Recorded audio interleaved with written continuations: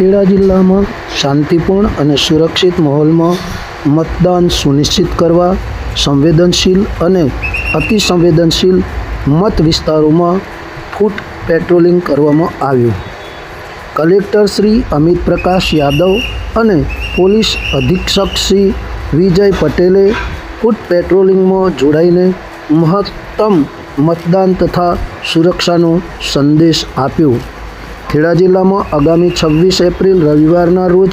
શાંતિપૂર્ણ અને સુરક્ષિત મતદાન પ્રક્રિયા યોજાય તે સુનિશ્ચિત કરવા જિલ્લા વહીવટીતંત્ર અને પોલીસ વિભાગ દ્વારા જિલ્લાના સંવેદનશીલ અને અતિસંવેદનશીલ મત વિસ્તારોમાં ફૂટ પેટ્રોલિંગ કરવામાં આવ્યું, જેમાં કલેક્ટર શ્રી અમિત પ્રકાશ યાદવ, પોલીસ અધિક્ષક શ્રી વિજય પટેલની મુખ્ય ઉપસ્થિતિમાં ખેડાના ચાદરણા માતરના ઉઢેલા ગામે ફૂટ પેટ્રોલિંગ કરી મતદારોને મહત્તમ મતદાન કરવા તેમજ મતદારોને સુરક્ષિત માહોલ પૂરું પાડવાનો સંદેશ આપ્યો. તેમજ આ પ્રસંગે કલેક્ટરે મત વિસ્તારની બાબતોથી વાકેફ થઈ ચુસ્ત નિયમોનું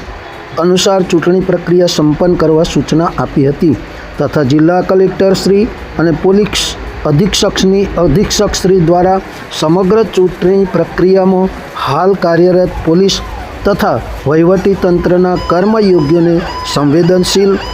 અને અતિસંવેદનશીલ મત વિસ્તારોમાં ખાસ તકેદારી રાખવા જણાવ્યું હતું.